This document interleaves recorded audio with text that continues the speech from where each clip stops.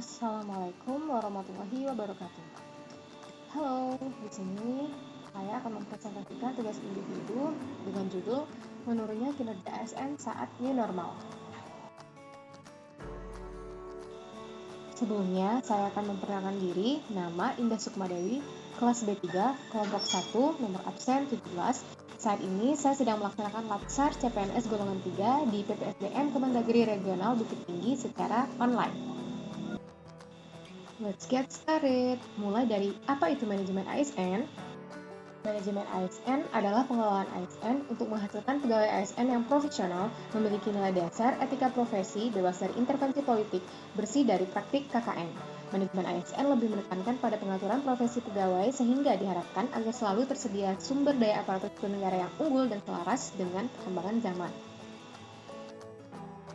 Adapun artikel atau berita yang saya pilih untuk menjadi masalah terkait manajemen ASN adalah dari situs Tempo dengan judul Kinerja ASN di Era New Normal Wajib Dievaluasi. Ini sebabnya.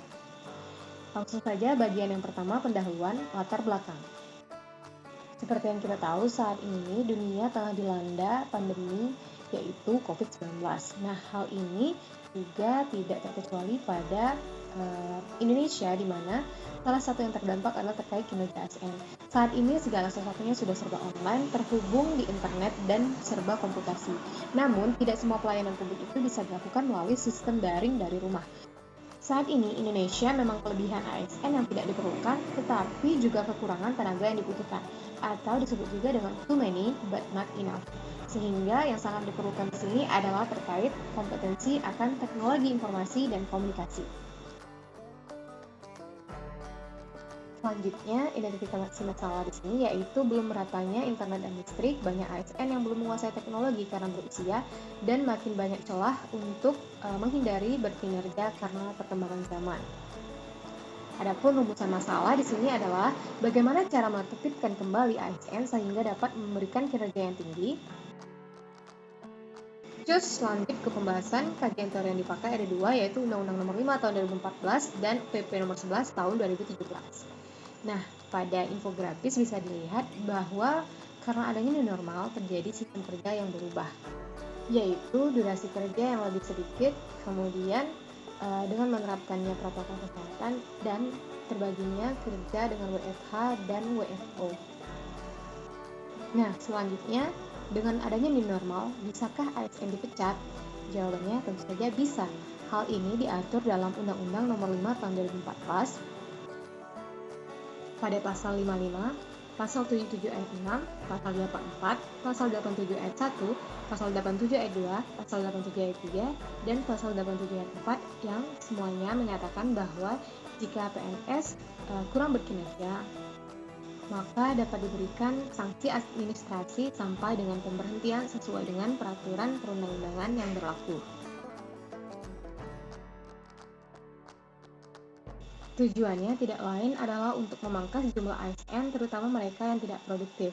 Selanjutnya, BKN pun merasa perlu untuk melakukan penyusunan ulang sistem manajemen yang terwujud dengan mempertimbangkan penyelesaian, seperti melakukan mutasi. Hal ini juga serupa dengan yang terjadi pada perusahaan swasta, di mana mereka banyak melakukan pengurangan pegawai di masa pandemi. Adapun keluhan paling banyak adalah terkait pelayanan administrasi kependudukan dengan 153 laporan, pelayanan kelistrikan 116 laporan, perpajakan 40 laporan, perizinan 20 laporan, imigrasi 11 laporan, dan minyak gas 8 laporan. Kemudian kita harus menyusun strategi dalam memangkas jumlah ASN yang tidak produktif dalam masa bekerja di rumah selama pandemi ini. Oleh karena itulah kemudian Menpan RB terus berkoordinasi dengan BKN agar ditemukan solusi dalam merumuskan ulang sistem manajemen ASN sesuai dengan tatanan kenormalan baru. Salah satunya yaitu dengan mengadakan remunerasi yang akan meningkatkan signifikan, di mana dengan memberikan reward akan meningkatkan tingkat kinerja dari setiap pegawai. Oke, masuk ke penutup. Di sini dapat disimpulkan bahwa kita memerlukan cara evaluasi yang baru untuk menilai kinerja ASN, terutama dalam masa pandemi ini yang segala sesuatunya serba online. Selanjutnya juga bisa disimpulkan bahwa setiap PNS yang kinerjanya buruk ada kemungkinan akan diberhentikan sesuai dengan peraturan perundang-undangan yang berlaku.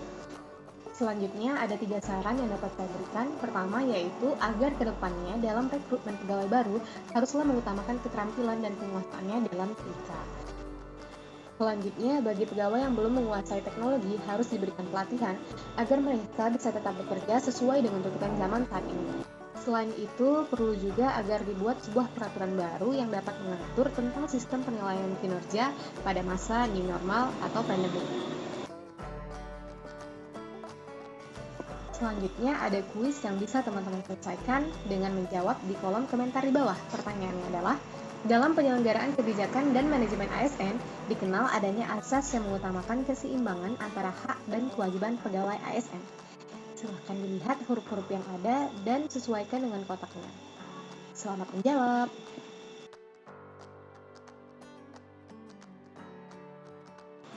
Oke, sekian dulu video dari saya. Atas kurang dan lebihnya, saya ucapkan terima kasih. Saya akhiri dengan wassalamualaikum warahmatullahi wabarakatuh.